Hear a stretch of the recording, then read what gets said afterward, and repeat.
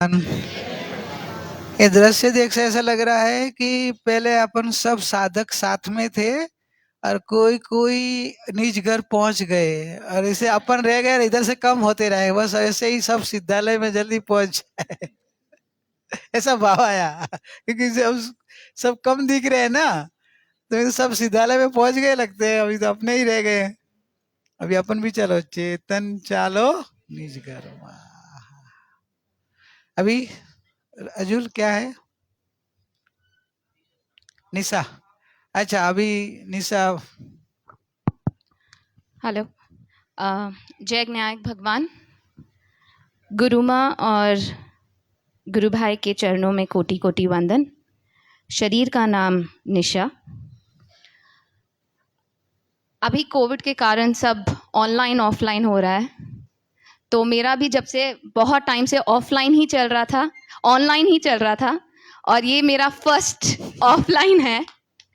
और अभी मुझे क्लियरली पता है डिफरेंस जो आप प्रत्यक्ष में लेते हो और जो आप एक फ़ोन पे देखते हो। ज़रूर सुनते ज़रूर हो, लेकिन जो फीलिंग आती है, जो भाव ऐसे उमड़ उमड़ के आते हैं जब आप सामने बैठ के सुनते हो, वो उसकी बात कुछ और ही है। अच्छा। और ये 3 दिन का मोह, कषाय, संयोग, अपेक्षा, ये जो इन सब भावों में नींद में सो रहे थे, उसे जगाने के लिए ये 3 दिन लगे। 3 दिन थे मेरे लिए, और आगे भी अगर मुझे जग के रहना है तो मुझे अपना पुरुषार्थ, अपनी जागृति और गुरु भाई गुरु माँ का बोझ चाहिए। गुरु भाई ने अपने लिए और जो बाकी सब लोग हैं जो ये शिविर करने के लिए संघवी परिवार सब लोगों ने इतनी अपनी साधना साइड में रख के, अपने शरीर को तकलीफ देके, इतनी असाता, गले की असाता, गुरु भाई के लिए 3 दिन ऐसे बैठ के, और सब कभी किसी को ना नहीं बोला, सबका टाइम चलते चलते भी टाइम दिया है। ये सब करके भी अपने लिए गुरु भाई ने अनलिमिटेड फ्री ऑफर ज्ञान की थाली रेडी की है। और उस थाली में से अगर हम अनलिमिटेड जो फ्री ऑफर है उसको भी एक्सेप्ट करके फॉलो नहीं कर सकते तो अपना अपना तो दिखा रहे अपने पे। इस शिविर में कुछ बातें थी जो मैंने एवरीडे में जो भी गुरु भाई बोलते थे वो बहुत सारी थी, पर 3-4 जो मेन पॉइंट्स थी वो मैंने फॉलो ज़रूर की है। और सबसे ज़्यादा डिफरेंस कल जब गुरु भाई ने बोला था कि संसार को एक दिन के लिए, सब संसार को छोड़ दो एक दिन के लिए, और मैंने एक्चुअली वो फॉलो किया। हम बोलते चाहे मेरा काम हो, मेरा घर हो, बच्चे हो, पति हो, सबको, किसी को ना ही फोन मिलाया, किसी के बारे में नहीं सोचा। जब हम अपनी मस्ती में होते, अपने काम में होते हैं, तब हम जरूर वो कर देते हैं, पर शांति नहीं मिलती। लेकिन कल पूरे दिन वो करने के बाद जो मन में शांति मिली है और जो अपने हर वक्त ज्ञान का जो उपयोग करके मुझे जो फीलिंग महसूस हुई है प्रैक्टिकली, वो शायद आज दिन तक नहीं हुआ है। धन्यवाद।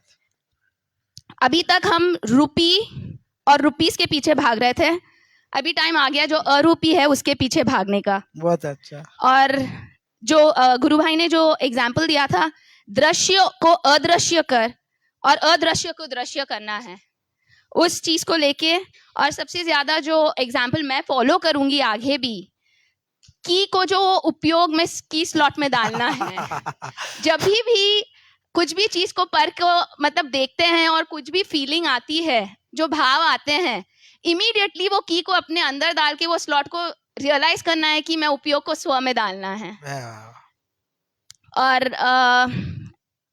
इसके अलावा जो क्रमबद्ध में और ज्यादा मेरी विश्वास हुआ है, जिसके कारण संयोगों सब में एक समभाव से चीजों को एक्सेप्ट करने के लिए वो बहुत सीखा है, श्रद्धा दृढ़ की है, पुरुषार्थ और आगे बढ़ाने की बहुत ज्यादा रस लगा है। और थैंक्स टू गुरु भाई, जिसके लिए मैं थैंक्स बहुत छोटा वर्ड है। इसके अलावा एक और जो बात और क्लियर हुई है, जो सबसे ज्यादा जो हम कर्म बांधते हैं वो मन के होते हैं, और वो मन अपने हाथ में नहीं होता है, पर उसका जो इतनी अच्छी तरह से एक्सप्लेनेशन मिला है कि पहले बहुत टाइम लगता था अपने माइंड को कंट्रोल करके सोचने में, पर अभी जो है वो यू टर्न करने के लिए शायद टाइम कम लगने वाला है अभी। Very good.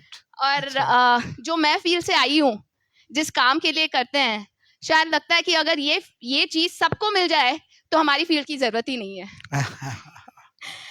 एंड में बस यही बोलना है, ए जीव थोड़ी तो शर्म कर, पड़ोसी के घर बहुत रह लिया, बस अभी अपने निज घर में जाना है। वाह वाह, थैंक यू।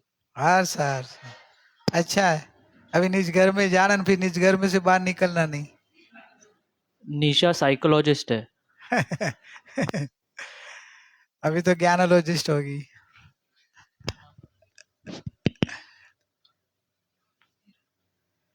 मेरा नाम शर्ली राठौड़ है।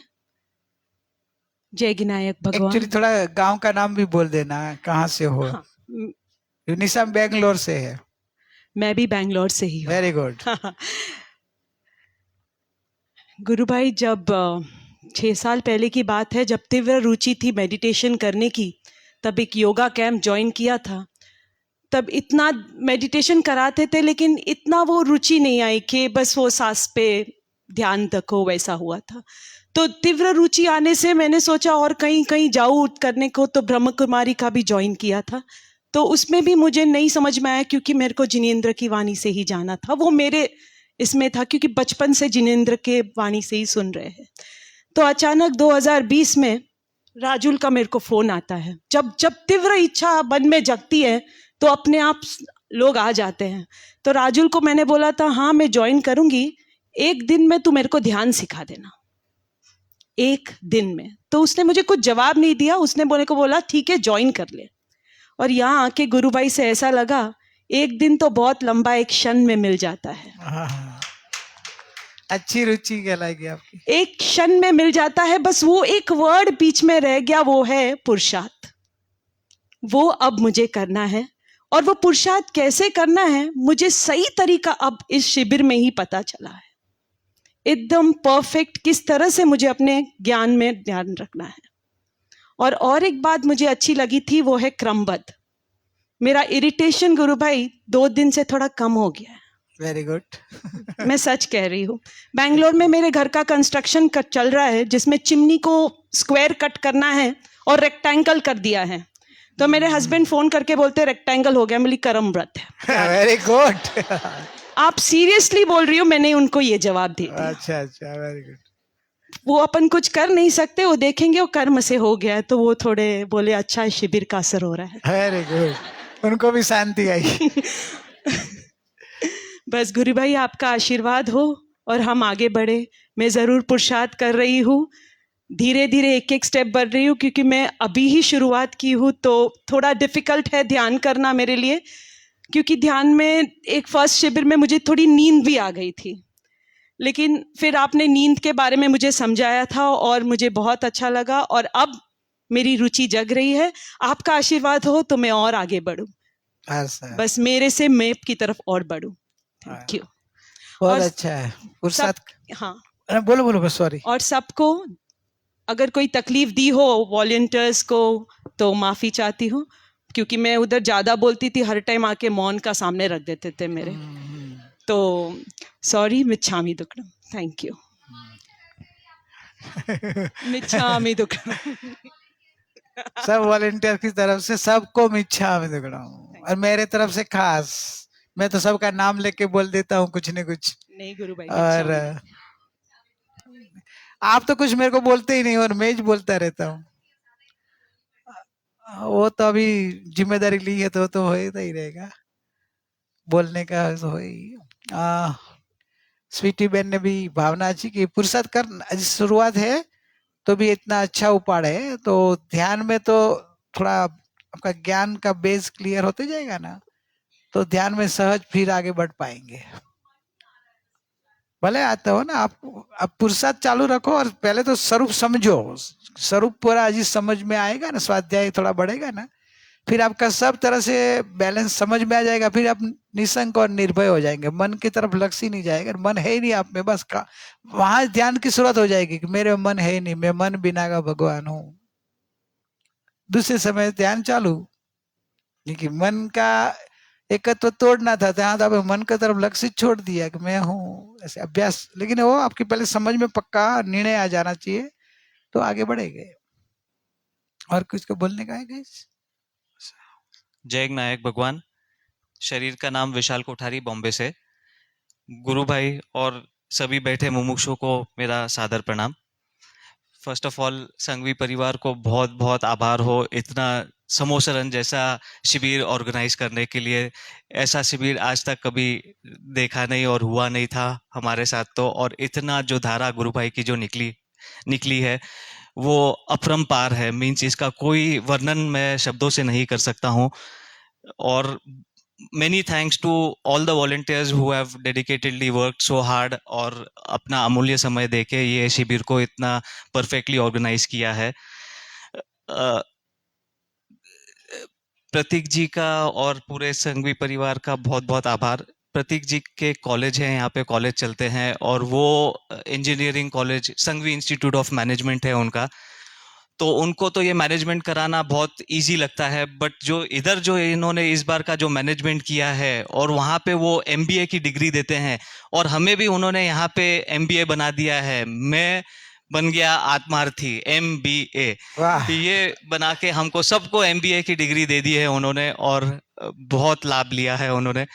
इसमें सबसे ज्यादा पुरुषार्थ गुरु भाई का था और उन्होंने उनका इतना अमूल्य समय इतना जो दिया है उसका किसी को आइडिया नहीं है, बट उनका बहुत हमने समय लिया है और सबसे ज्यादा उपकार उनका ही है। और उन्होंने जो अपने को इतना समझा के इतने प्रेम से अपने को जो सिखा रहे हैं, हमारे हर क्वेश्चन का वो समाधान कर रहे हैं, उतना वो जो उपकार है वो कभी पूरा नहीं कर सकेंगे अपन।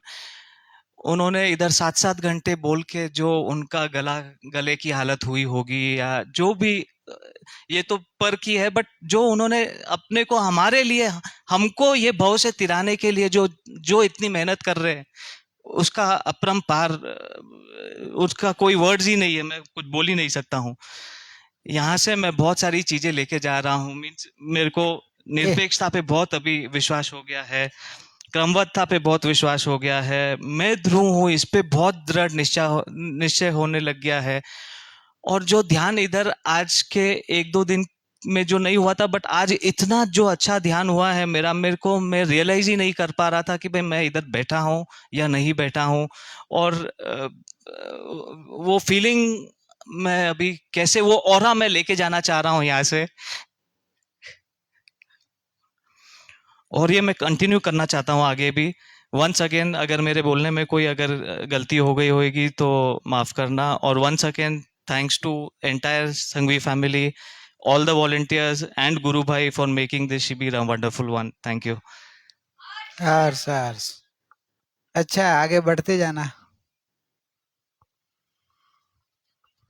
जय नायक भगवान। शरीर का नाम देव। ये गुरु माँ और गुरु भाई के लिए है। आप महान वितराग स्वरूप हो। मुझे मालूम है कि आप इस पर ध्यान नहीं दोगे, पर आप आपकी साधना करो। मुझे उस बार वैराग आया जब मैं बाहर रात को गया और एक बार शिविर में कुछ साल पहले, जब भी 5 साल पहले, मेरे को लगता था कि धर्म करूंगा तो क्या मिलेगा, मैं PS खेलूंगा तो सुख मिलेगा।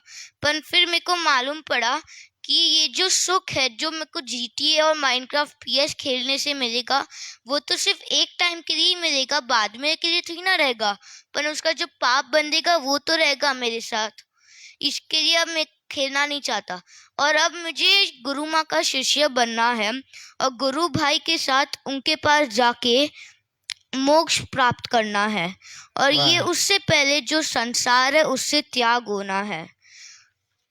अच्छा, ये जीवन मेरे लिए है और मेरे लिए ही रहेगा और इसमें मेरे पास जो भी टाइम है वो अब मैं धर्म में निकालूं।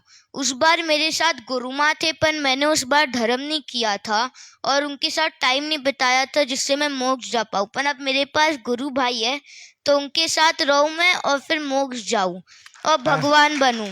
वाह वाह। और उसके बाद फिर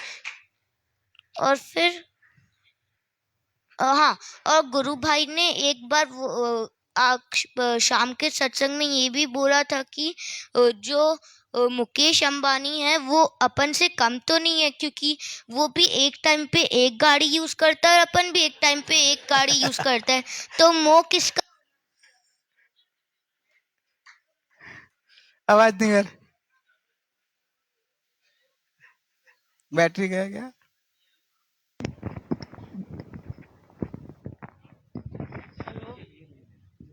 हेलो। तो मोह किसका होना चाहिए अपन के पास, अगर अपन भी उसके बराबर है?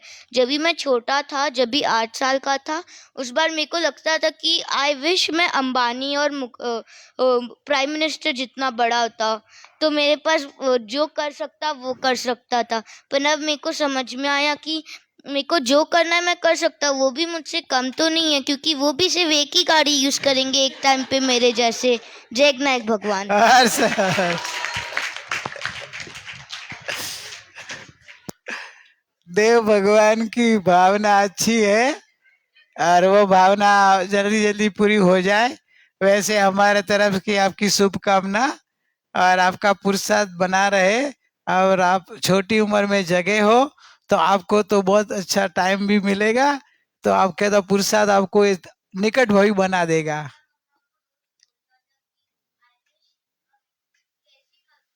हाँ,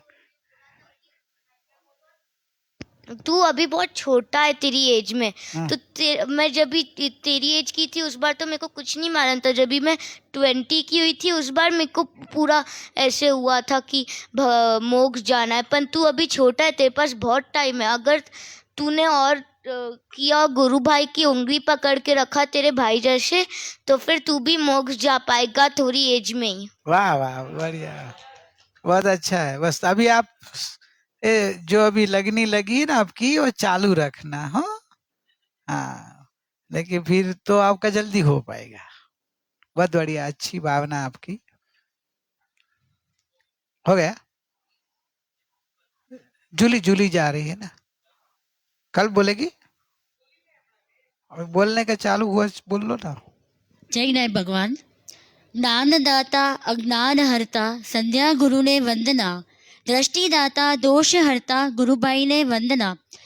ફર્સ્ટ ઓફ ઓલ ખૂબ જ આભાર જયશ્રીજી આંટી, સુરેન્દ્ર અંકલ, પ્રતિકજી, સપોર્ટ ઉત્સાહથી રિંકી દીદીની ભાવના સફળ થઈ, સાથે મોક્ષ ને દેવની દોડાદોડી, કોઈ જ વિફળ ના રહે એવું વ્યવસ્થિત મેનેજમેન્ટ, શિબિર નહીં પણ સાધના કરાવી। ઇન્દોર તો લાવ્યા પણ અમે આઉટડોર જઈશું તો પણ ઇન્દોરમાં જ રહીશું। વાહ વાહ, યાદ આવે છે સંધ્યા ગુરુમાં પીડાની આગ વચ્ચે બેસીને જે શાંતિનો મેઘ મલ્હાર છોડી તેમનો જીવન બાગ સદાય ખીલેલો જોયો છે। કોઈ પૂછે મજામાં છે, હું કહું ના, આનંદમાં છું। મજા માટે પૈસા પદ પરિવાર જોઈએ, પણ આનંદ માટે તો આવા ગુરુ જ જોઈએ। આનંદનો કોઈ વિરોધી શબ્દ નથી, પરમાનંદનો કોઈ વિરોધી શબ્દ નથી। ગુરુભાઈને જોઈને દેખાય, मुझे मेरी मस्ती कहाँ ले आई, मेरे अपने सिवा कुछ नहीं। ગુરુની આંખથી જોવાનું શીખવું આનંદની પ્રાપ્તિ છે। ગુરુભાઈ દોડ તો લગાવી છે, ચાલુ છું, દોડું છું, પડી પણ જાઉં છું, પણ રૂકીશ નહીં। અટવાઈ જાઉં છું પણ અટકીશ તો નહીં જ। ગુરુભાઈ, ક્યાં ટકવું, હવે ક્યાં અટકવું અને ક્યાંથી છટકવું એ સમજાઈ ગયું છે, તો હવે ભટકશું તો નહીં જ। ભૌતિક ક્ષેત્રે સાયન્સમાં પ્રગતિ કરી સુવિધા આવી છે, રહસ્યો ખોલ્યા છે, પણ શાંતિને ખુશી આપવાની કોઈ જ ગેરંટી નથી। પણ અહીંયા તો 100% ગેરંટી છે। ગુરુભાઈ સાથે આવશો ને તો સુખ અને શાંતિથી વંચિત નહીં જ રહો। ગુરુભાઈ, એક રિક્વેસ્ટ છે, શિબિરના ટાઈમ ટેબલમાં એક સવારનો જે ધ્યાનનો ટાઈમ છે ને એ એડ કરી આપજો। ખૂબ જ સરસ ધારા રહી હતી। અને હા ગુરુભાઈ, પુરાણાવાલા પ્રમાદી બનીને પાછળ નહીં રહે, પુરુષાર્થી બનીને પામીને જ રહીશું। મુમુક્ષોમાંથી કસાય વિષયની હોળી કરીશું અને રત્નત્રયની રંગોળી જ કરીશું। બીજા બધા વિના ચાલશે, પણ સમર્પણ અને ગુરુકૃપા વિના મોક્ષ માર્ગનું એક પણ મંજિલ પગથિયું નહીં મળે। તો બસ હવે ધૂણી જે જગાવી છે તગસથી, એ આપણે જલતી રાખવાની આપણી જવાબદારી છે। જય નાયક ભગવાન। હર્ષ હર્ષ હર્ષ।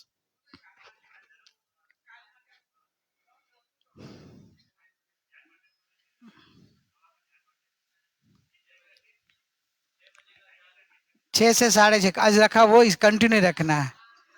कल कल का दिन है ना, ठीक है, कल का दिन तो एवरी शिविर का तो अभी शिविर होगी तभी की बात है ना।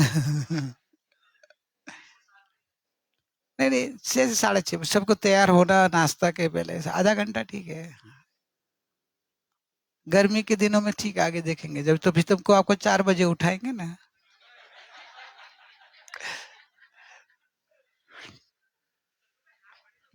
हाँ बोला ना, 6 से 6:30। तो सुबह भगवान ने बोल ही दिया था कि आज भी कल भी रखना, कंटिन्यू रखना। तो 6 से 6:30 ठीक है, हो गया, कोई बोलने वाला नहीं ना अभी। तो प्रश्नोत्तरी लेते हैं, तो क्वेश्चन आंसर कब आया हो तो ले लेते हैं।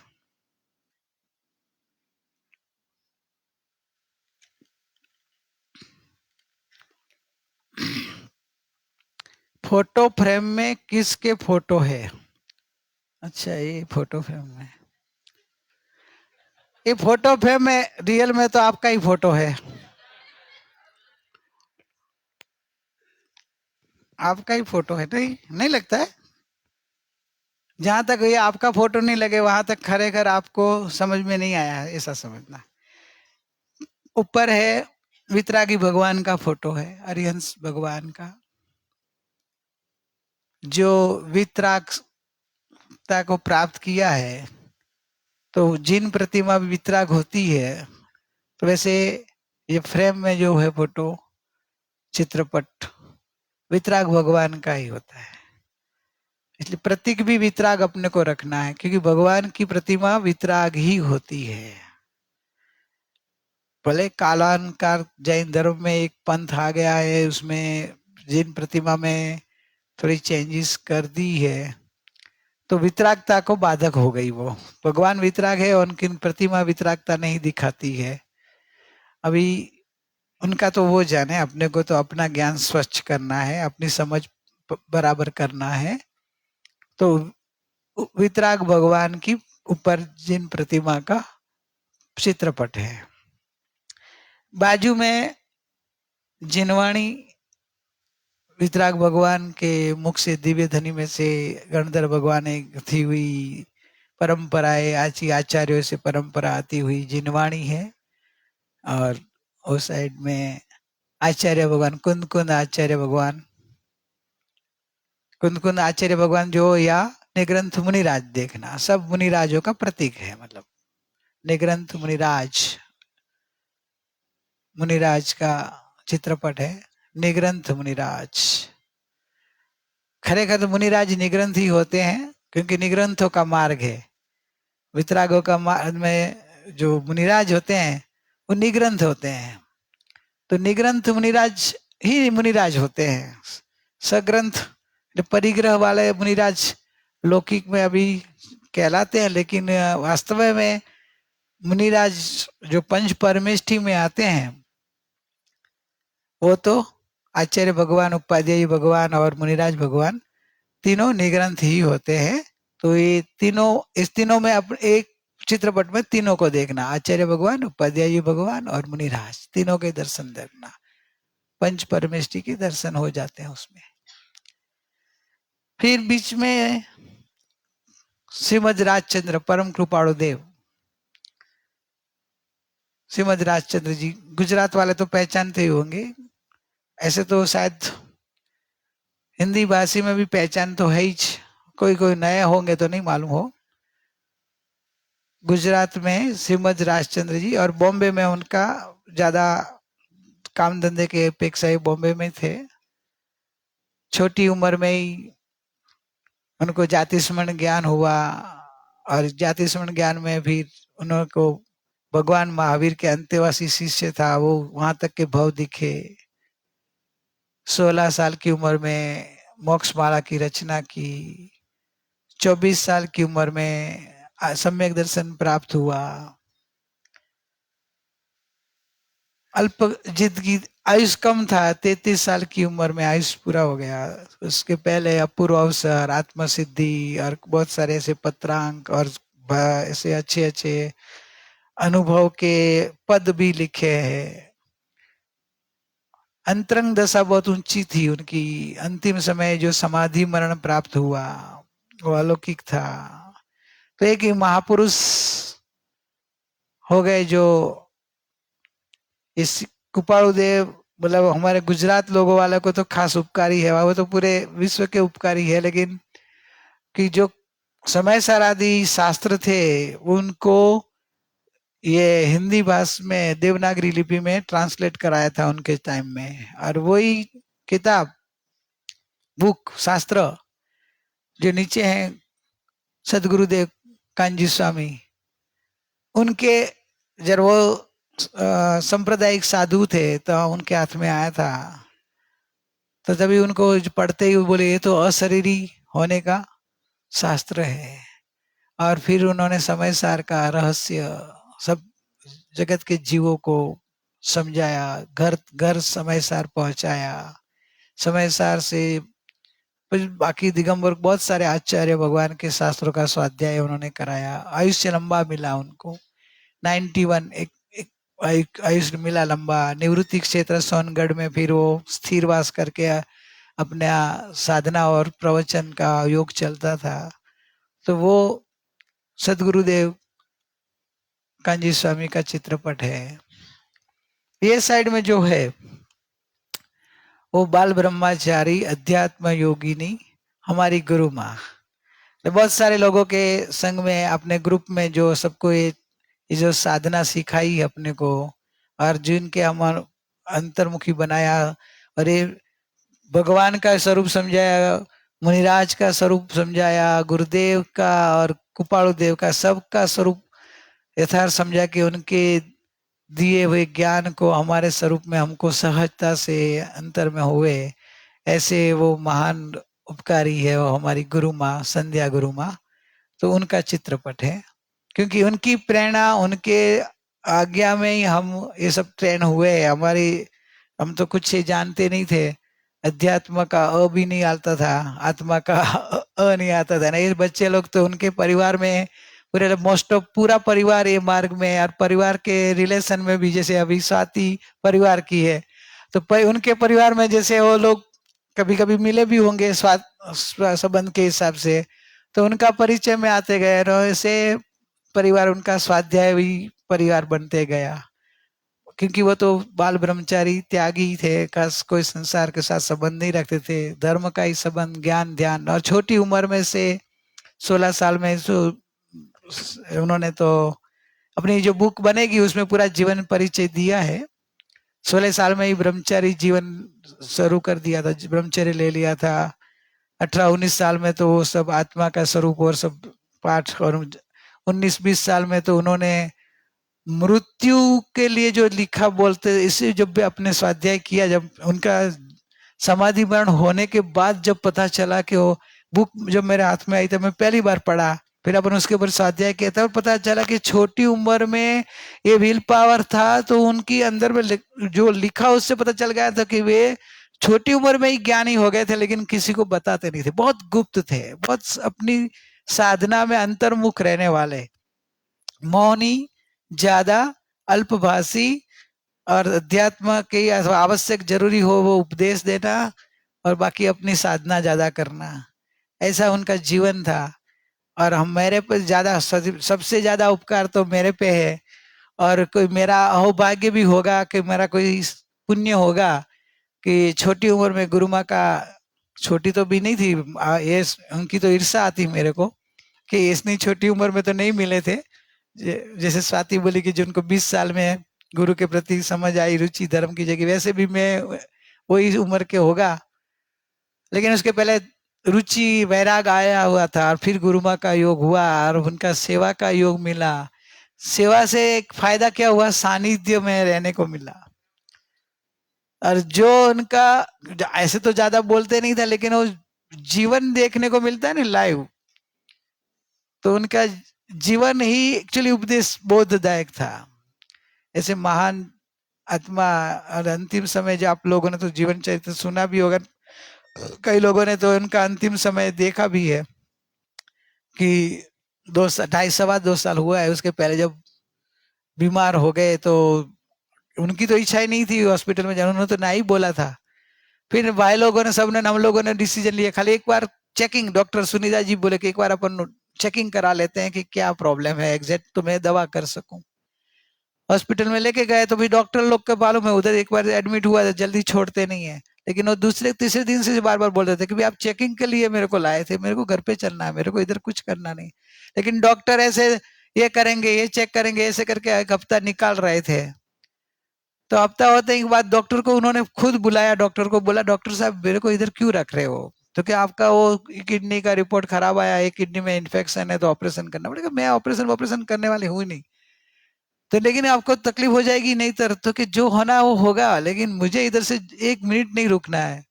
हम लोग को बार बार कहते हैं कि मेरा इधर कोई ज्ञान ध्यान होने नहीं देता, मेरा ध्यान में भंग होता है, ये लोग बार बार थोड़ी थोड़ी देर में आते रहते हैं, रात को भी कि शांति नहीं है इधर, तो मेरा ध्यान नहीं होता है, मेरा इस शरीर का कुछ, मेरे को कुछ नहीं करना है, जो होना है होना है।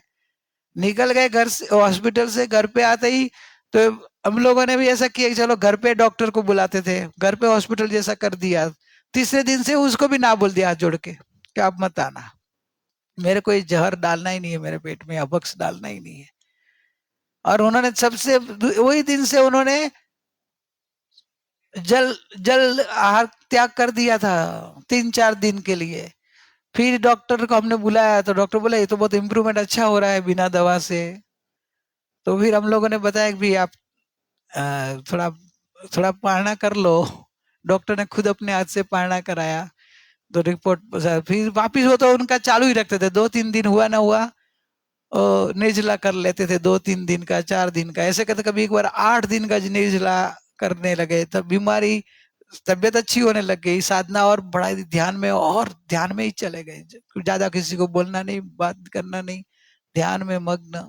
ऐसे करते करते अंतिम समय समाधि पूर्वक, बहुत अच्छी क्या समाधि थी वो समय के, तो मैं और मिहिर कोई हमारा दोनों का सद्भाग्य थे कि सेवा में हाजिर थे, और दूसरे एक बाई थी काम वाली, जो इस समय जो उन्होंने आत्मभाव में रहने की जो पूर्व पुरुषार्थ किया। बीमारी बहुत बढ़ गई थी, वॉमिटिंग बहुत रह रही, लेकिन बहुत समता, इतनी शांति के एक शब्द का उच्चार नहीं, वेदना इतनी, फिर भी कोई आवाज नहीं, इतनी समता, इतनी चेहरे पे लगे नहीं कि उनकी कोई इतनी वेदना होगी, बीमारी होगी, वॉमिटिंग इतना, वेदना फिर भी। और वो तो आंख बंद करके ही रहते थे। हम लोग शरीर हमको ही सौंप दिया, तुमको जो करना करो। हम बोले सो जाओ तो सो जाओ, हम बोले बैठ जाओ बैठ जाते थे, हम बोले अभी तो ऐसे तकिया रख के बैठो, जो करना हम करे वो उन्होंने हमारे पे सौंप दिया, कुछ विकल्प नहीं। ऐसी आत्म समाधि ध्यान में लीन रहते रहते कब निकल गया, हमको तो देह परिवर्तन का पता भी नहीं चला, बस हम लगे ध्यान में, और ध्यान में भगवान आत्मा चला गया। ऐसे महान आत्मा का हमको प्रत्यक्ष ऐसा योग मिला, तो वो हमारे परम उपकारी गुरु माँ का इस चित्रपट है। तो ये इसलिए है कि भी हम सब भगवान को साथ में रख के साधना भी करते हैं, और हमको तो उनके जैसे उनके बाजू में ही बैठना है, ऊपर जाके साथ में ही रहना है। लाइफ आजीवन तो अपने जीवन साथी, फैमिली मेंबर यही है अपने, ये सगा संबंध तो टेम्पररी है। अनाउंसमेंट 11 बजे की जो ट्रेन वाला है वो चले जाए, लेट हो गया ऑलरेडी। 11 बजे की ट्रेन, प्लेन है उनको, ट्रेन हाँ उनको निकलना है। हाँ ऑलरेडी लेट है वो थोड़े। अच्छा, जो 11 बजे की ट्रेन है उनको अभी निकलने का पड़ेगा, और इधर छोड़ना होगा स्टेशन, तो 11 बजे वाले जाओ। तो ऐसे महापुरुषों का योग अपने को मिला है। ये फ्रेम इसलिए हम रखते हैं कि सबका उपकार भी है और उनका आदर्श भी रखते हैं, और उनके दिव्य ज्ञान के सहारे आगे हो।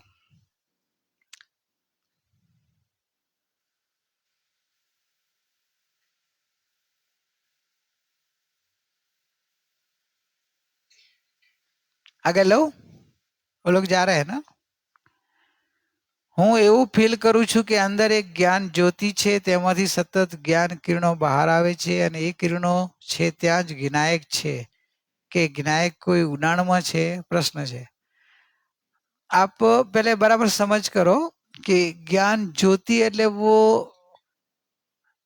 ज्योति એટલે ये जो पुद्गलिक ज्योति मत लेना, एक ज्ञान पिंड लो पहले, एक अखंड ज्ञान से बना हुआ ज्ञान घन, चैतन्य अरूपी वस्तु है और उसमें से जानना जानना जानने रूप ज्ञान धारा कहो, ज्ञान किरण कहो, वो शब्द आप शब्द ले सकते हो, लेकिन वो जानने जानना जानने रूप एक परिणमन होता है, वो बाहर आता है और वो परिणमन अंदर रही हुई चैतन्य सत्ता अखंड ध्रुव को प्रसिद्ध कर रही है, वो ज्ञायक है।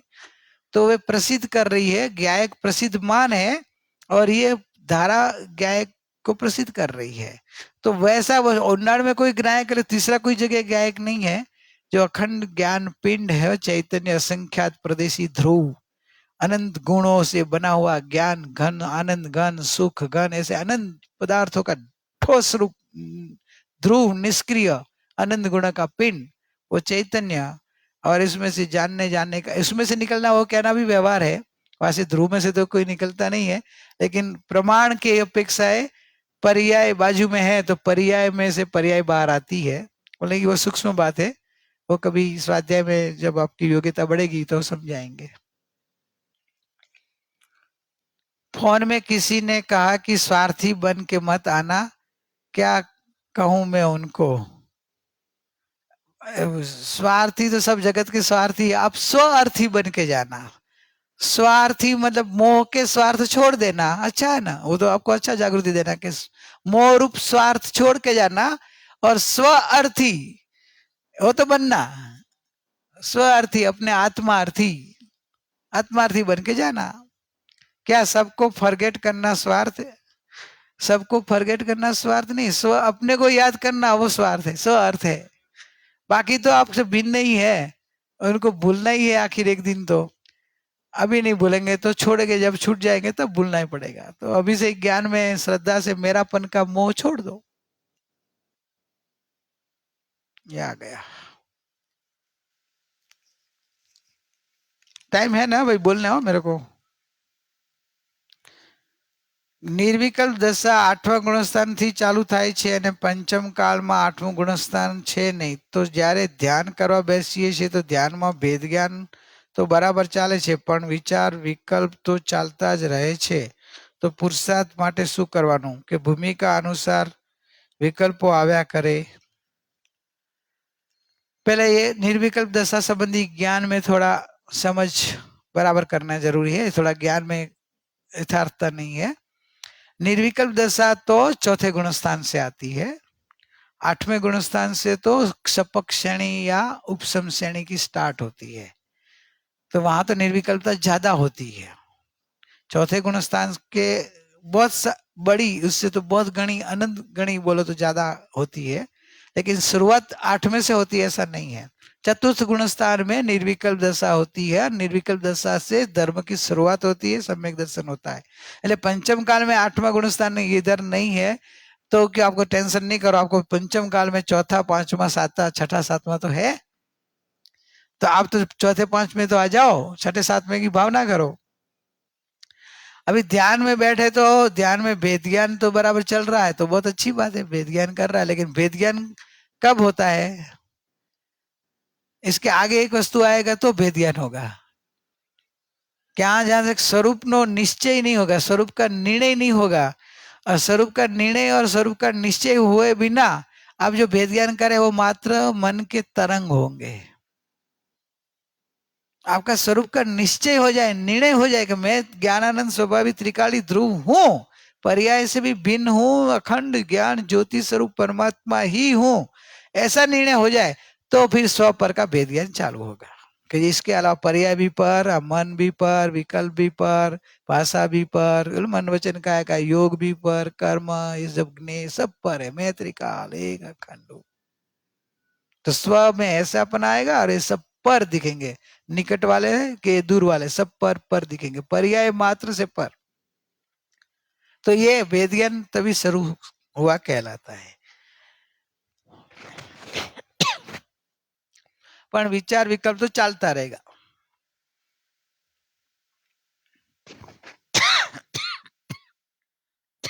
सॉरी, नहीं वो तो दूसरा था, वो चलता।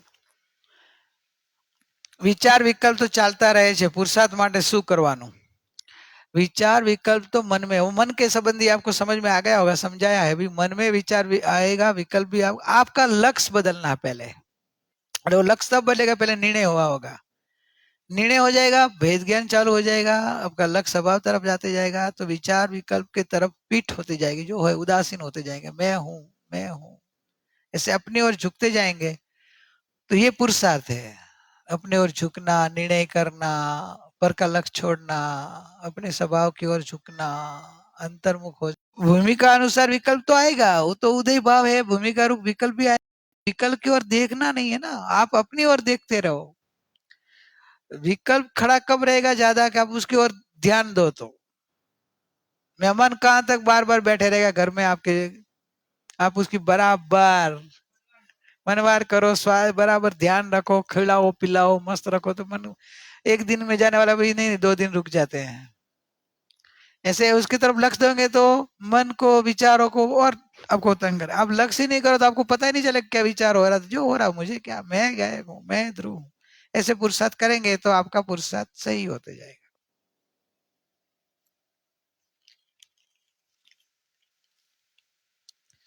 શ્રદ્ધા પ્રધાન એટલે શું? પાપાનુબંધી પુણ્ય એટલે શું? વિચાર અને વિકલ્પમાં શું ડિફરન્સ? विचार और विकल्प में तो सुबह मतलब प्रश्न किसी का आ गया था। श्रद्धा प्रदान એટલે શું? हाँ, ज्ञान प्रदान और श्रद्धा प्रदान 2 प्रकार का एक नेचर होता है, उपाड़। प्रदान वाले नया सब समझ समझ समझ है, अरे बहुत विस्तार से भेद प्रभेद से समझे, फिर उसके विश्वास में आता है, उसको बोलते हैं ज्ञान प्रदान। श्रद्धा प्रदान वाला थोड़ा समझाओ, थोड़ा प्रैक्टिकल करा लो, और दृष्टांत एग्जाम्पल दे के थोड़ा प्रैक्टिकली समझाओ तो जल्दी विश्वास आ जाता है, उसको अंदर से स्वीकार आ जाता है कि बराबर है, अस्तु बराबर है, सही है। तो उसको बोलते हैं श्रद्धा प्रदान। तो श्रद्धा प्रदान ही होता है, उसको ज्यादा विस्तार ज्ञान समझने का कि जरूरत नहीं पड़ती है, थोड़ा ही समझते हैं लेकिन श्रद्धा जल्दी बैठ जाती है, लेकिन समझ पूर्वक की, वो अंधश्रद्धा की बात नहीं है। तो ये श्रद्धा प्रदान वाली कोई उपाड़ वाली भूमिका होता है कि उनको विस्तार की आवश्यकता नहीं होती है, थोड़ा ही समझते हैं, बैठ जाता है। पापानुबंधी पुण्य એટલે શું?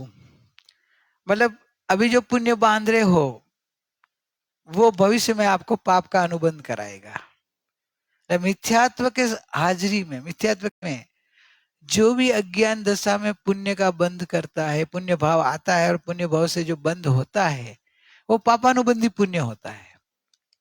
कि वो पुण्य उदय में जब आता है तब आपको पाप करने का भाव आएगा, वो पुण्य से संयोग मिला, वो आप पाप में यूज करने का भाव आएगा। पुण्यानुबंधी पुण्य होगा तो आपको पुण्य से मिला हुआ संयोग को आपको और पुण्य के काम में लगाने का भाव आएगा।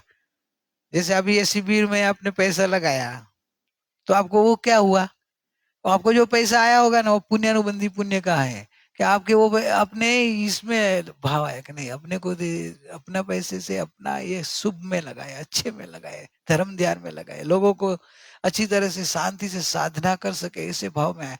तो वो पुण्य से तो पैसा आया और आपने वापस वो पुण्य के काम में लगाया, उसको बोलते पुण्यानुबंधी पुण्य।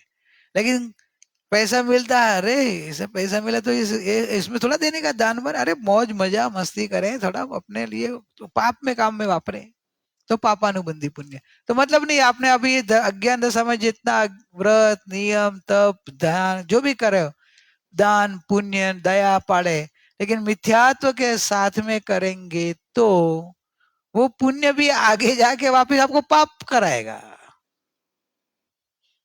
समझे? हम छोटे थे तभी कोई हमको एक सुनाता था, तपेश्वरी ते राजेश्वरी, राजेश्वरी ते नरकेश्वरी।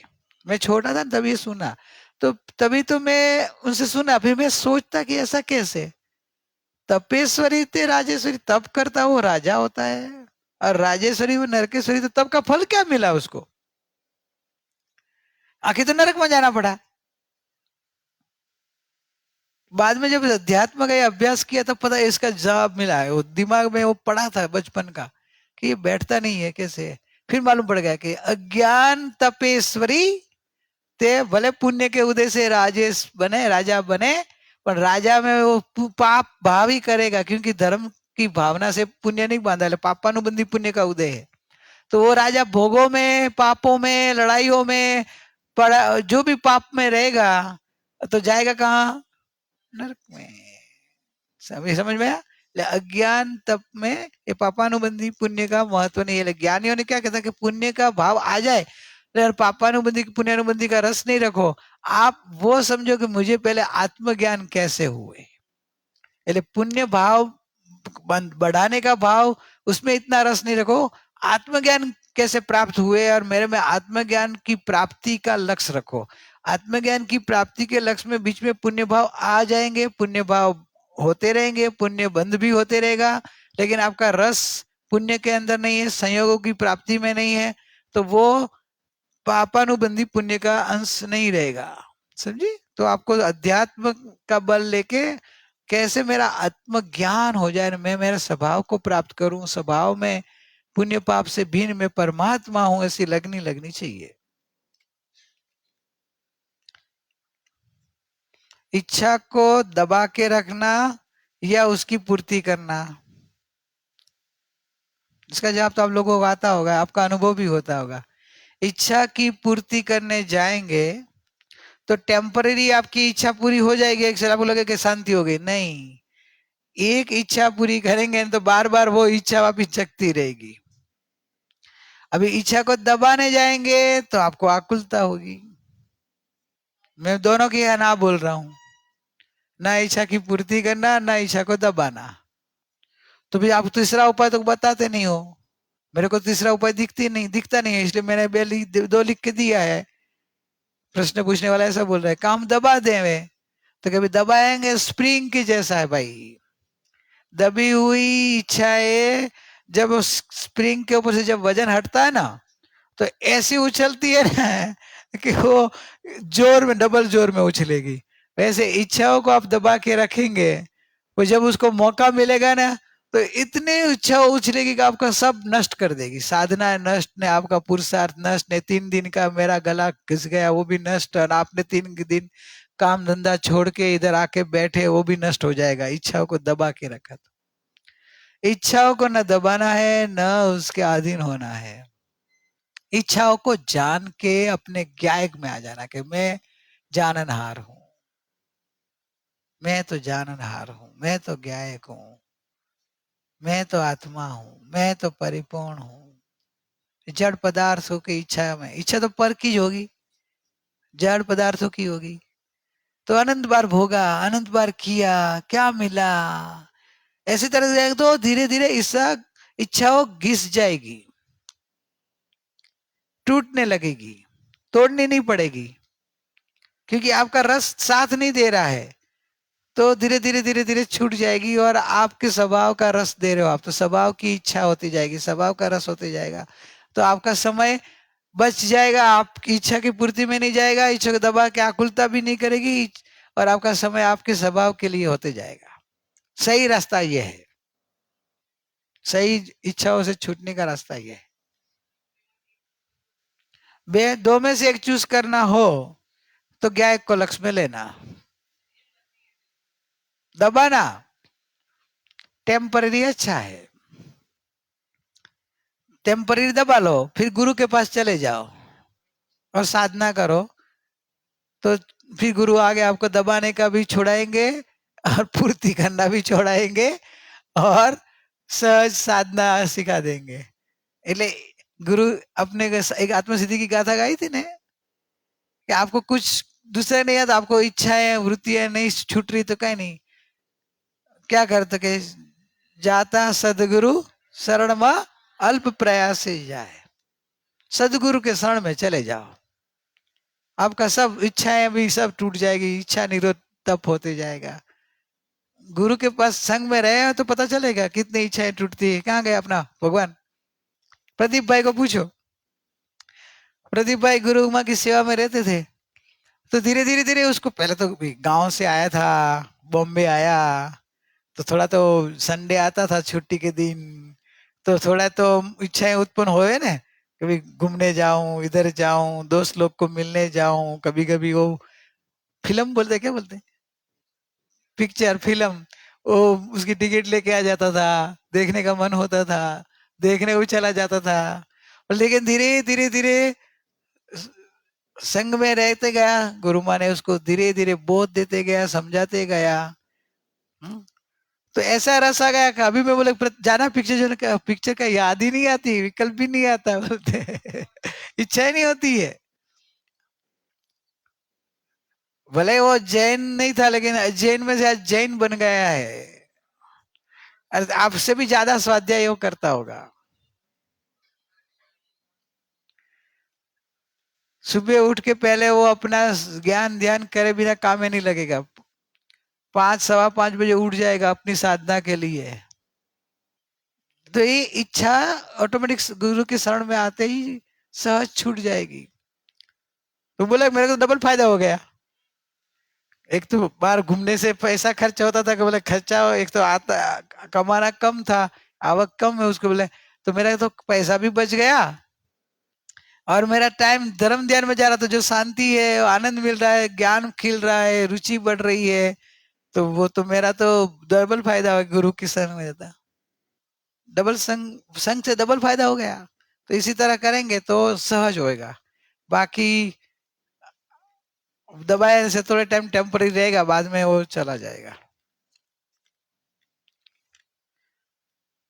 जय नायक भगवान। कारक एटले शू? ध्यानी। बेटा वो दिन समझाया तो तेरे નથી हाजर। कारक समझाया था ना, 6 कारक, कर्ता, कर्म, करण, याद आया? अपादान, संप्रदान, अधिकरण याद आवे छे? नहीं तो फिर से समझाऊं तने। याद आवे छे के समझाऊं? फिर से समझाऊं? तेरी इच्छा पूरी करूंगा मैं, बोल फिर से समझो। ओके। कारक बताया था ना, क्या बोला? आप लोग को तो अभी याद होगा, मेरे को बोलना कम, थोड़ा गला दुख रहा है, बोलो ना। कोई सपोर्ट करने वाला कोई है क्या कि मेरे को ही बोलना पड़ेगा आपको? मतलब पर्याय में जो कार्य होता है। हाँ, फिर आगे, क्योंकि आपके पास माइक नहीं है, मेरे को रिपीट बोलना पड़ रहा है। गया जवाब वापिस मेरे को सबको देना पड़ेगा? मैं तो खाली ध्यान ही को दे रहा था।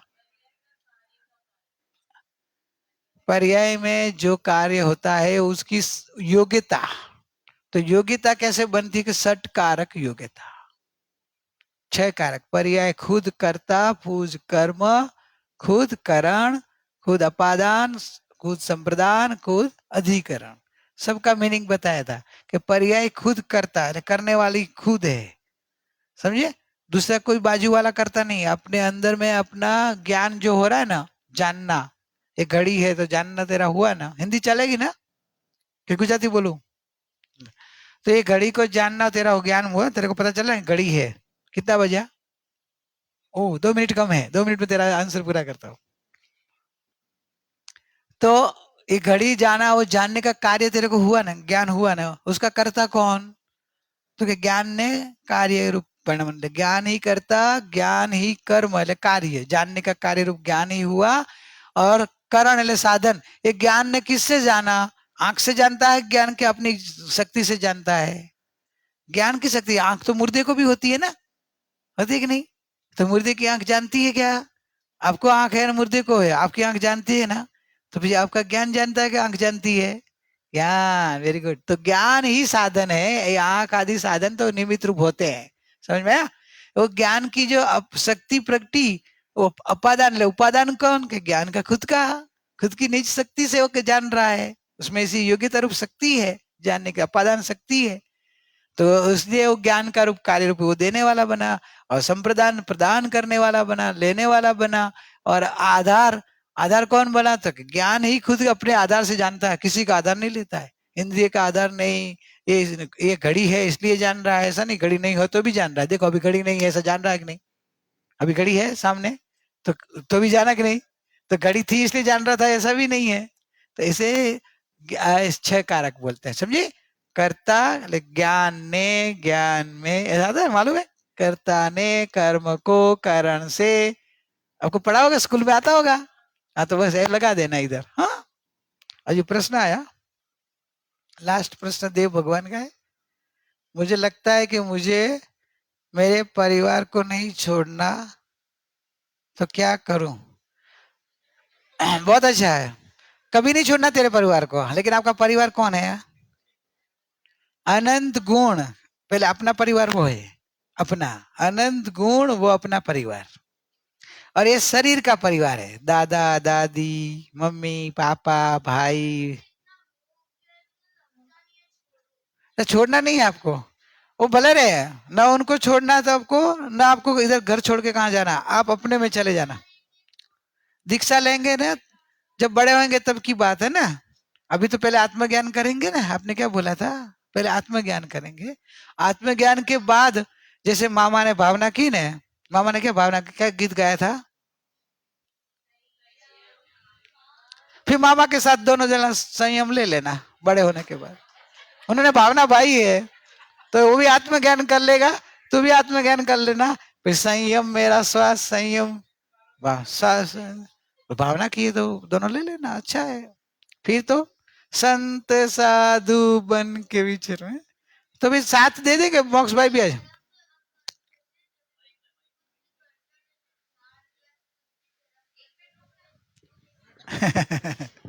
Hello hello. हाँ, जब भी कुछ भी धर्म या ध्यान करता तो फिर उस बार मन में आता है कि अरे नहीं करूँ, फिर मम्मा पापा को छोड़ना पड़ेगा, नहीं फिर नहीं ऐसा करना धर्म, पड़ेगा, फिर धर्म ऐसा नहीं आपको करना, डरना नहीं। मम्मी पापा को छोड़ना नहीं पड़ेगा आपको, वो छूटे ही है आपसे, बंधे हुए कोई नहीं है। आपका मोह छूट जाएगा, आप मम्मी पापा के साथ भी रह सकते हैं, मोह छूट जाए तो भी रह सकते हैं, कोई चिंता नहीं करो आप, वो डरो मत। हाँ ओके। हाँ, आपको अंदर से क्या है, अंदर से अपने को मोह छोड़ना है, साथ में रह सकते हैं। और बड़े होके मम्मी पापा की दादा दादी की जरूरत पड़ी तो आप सेवा भी कर सकते हो, कोई चिंता नहीं। दादाजी को भी बोल देना कर चिंता नहीं करो, मैं बड़ा होके ज्ञानी बनूंगा तो भी आपकी सेवा कर सकता हूँ, कोई प्रॉब्लम नहीं। और जो बहुत वैराग बढ़ जाएगा तो दादा दादी बोले कि भाई तुमको अभी संसार में रस नहीं है, वैराग बहुत है, तो सामने से वो तो पूरा फंक्शन करेगा, हम सबको वापस बुलाएंगे, दीक्षा का फंक्शन करेंगे। है? है? तो कोई इसकी भी चिंता छोड़ो, आप धर्म ध्यान में लगो, हाँ आत्मज्ञान कर लो। जब भी फंक्शन होएगा उस बार वापस मोह नहीं लाना है, मोह नहीं function का। लाना है, लेकिन हम लोग अनुमोदना के लिए आएंगे, आपकी ज्ञान की और आपकी दीक्षा लेंगे, और मामा भाने हाथ में लेंगे तो हम दोनों।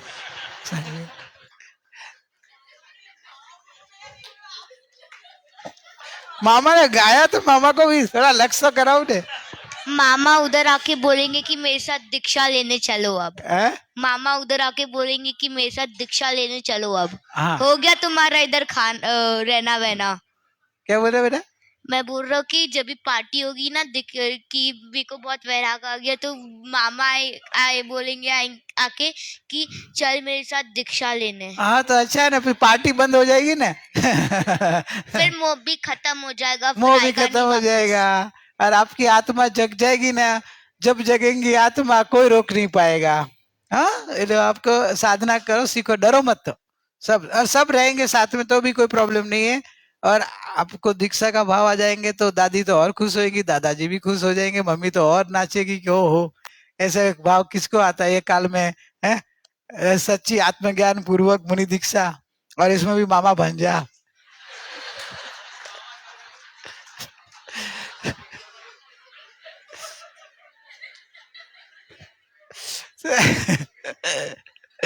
बबलू तैयारी तो रख, भाव तो रख, इसमें क्या है, छोटा इतना भाव रख सकता है, वो खींच के लेके जाएगा।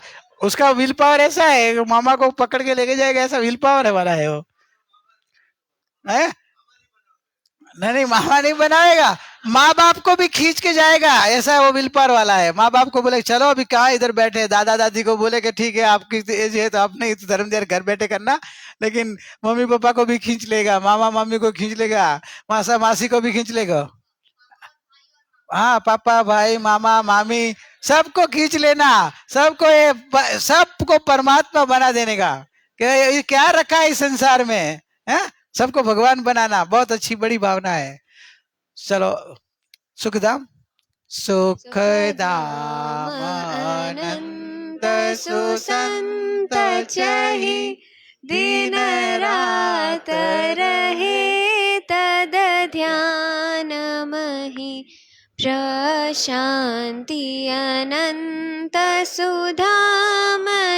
जे प्रणमो पदते वरते जयते प्रणमो पदते वरते जयते परमोपकारी सद्गुरु देवनो जय हो परम पूज्य ज्ञायक भगवाननो जय हो जिनवाणी मातनो जय हो ओम शांति शांति शांति अहो अहो श्री सद्गुरु करुणा सिंधु अपार आपामर पर प्रभु कर्यो अहो अहो उपकार शु प्रभु चरण कने धरु आत्मा थी सौहीन ते तो प्रभुए आप्यु वरतु चरणाधीन आदेहादि आज थी वरतो प्रभु आधीन दास दास हूँ दास छू आप प्रभु नो धीन षट स्थानक समझाविने भिन्न बताव्यो आप म्यान थकी तलवारवत ए उपकार अमाप जे स्वरूप समझाविना पाम्यो दुख अनंत समझाव्यो ते पद नमो श्री सद्गुरु भगवन परम पुरुष प्रभु सद्गुरु परम ज्ञान सुख धाम जेने आप्यो भान निज तेने सदा प्रणाम देह छता जेनी दशा वर्ते देहातीत ते ज्ञानी ना चरणमा हो वंदन अगणित आज्ञानी ना